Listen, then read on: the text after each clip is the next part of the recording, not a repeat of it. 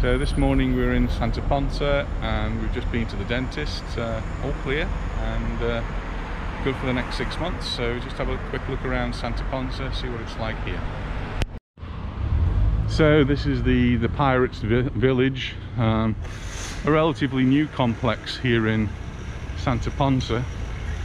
It's been open for a few years, but relatively new. Such an exciting place, I imagine, for young children to come to. But not this year.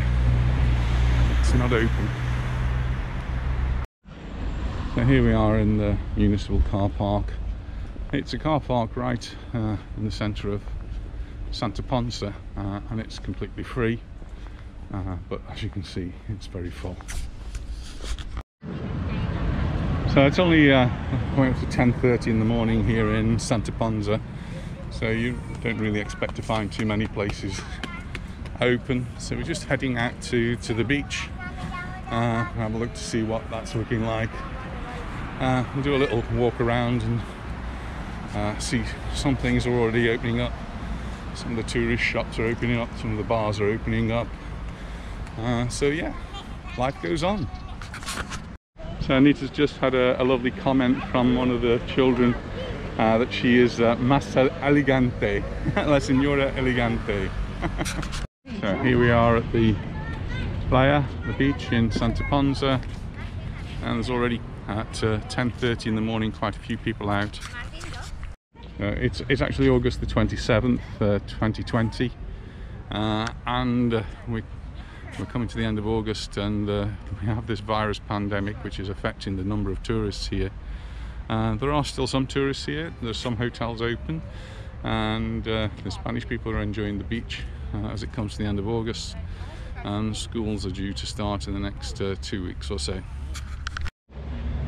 So the rules are beginning to change here again because of the pandemic. So up until today you could walk along promenades like this without a mask, though I must say most people do wear masks even along the promenades, but as of tomorrow the rules change and you have to wear a mask even when walking along a promenade.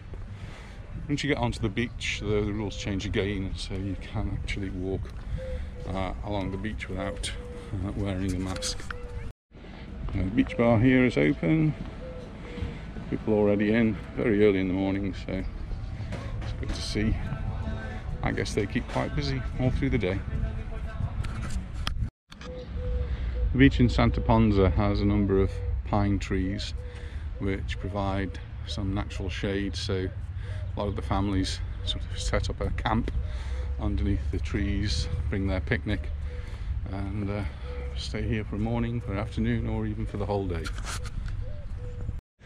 In March we usually come here for the St. Patrick's Day parade, and quite often we've set up along here one of our charity stalls with the Leo Club from Belvedere, and we raise a little bit of money usually selling books, and hasn't been obviously this year, so we'll see what happens next year. So we're just coming to the end of this little bit of the promenade, and right in front of us we've got an ice cream place open, we've got the shop open, the bakery's closed, the restaurants are closed, but maybe they open up later on. We're getting some activity now. There's a hotel just to the left here, but that is all closed up, so that's a hotel right on the front in Santa Ponsa. It's not open. As we look around, there's one or two places open. Just looking up the road there, even more places. I think we'll cross the road and we'll move into the shaded area.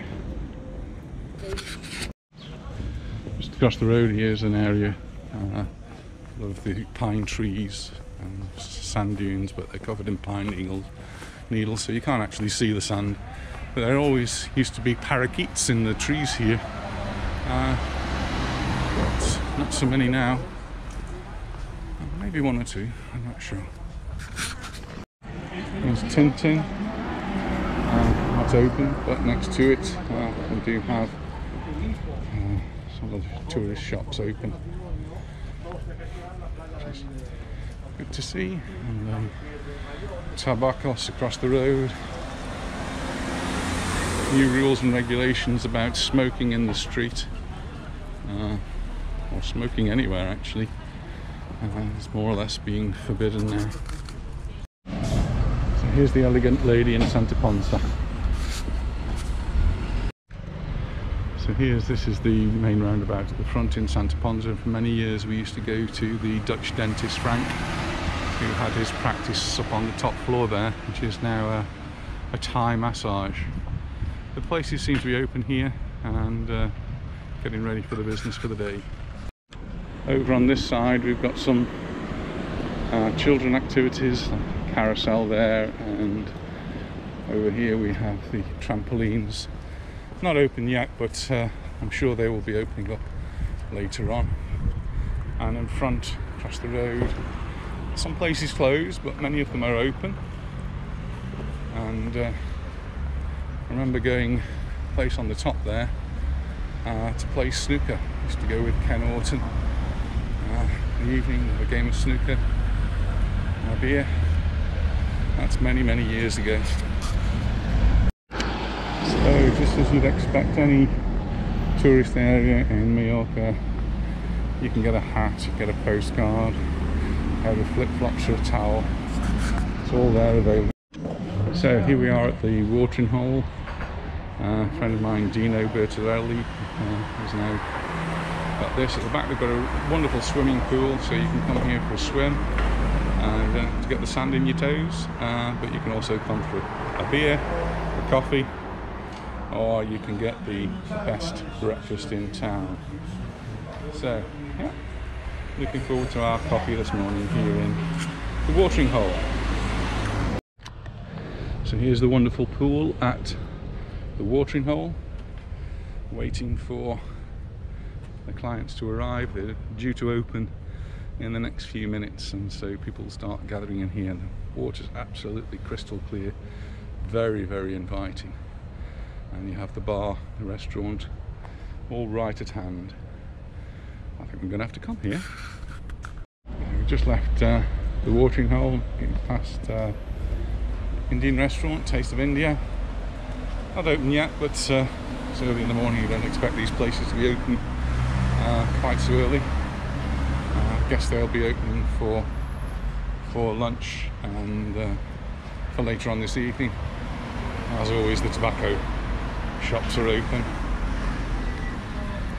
There's the restaurant on the corner. You can see they're all getting set up, ready for their clients for later on for lunchtime. Always very nicely laid out tables here. I remember this is one of Stan and Jeanette's favourite haunts from the past. Okay, so now we go back to the car park and we'll head off to Mercadona. And you take a trolley here in Mercadona, no longer have to put a coin in, but you do disinfect it, so there's a disinfectant material waiting for you on entrance, and you clean your trolleys as you go.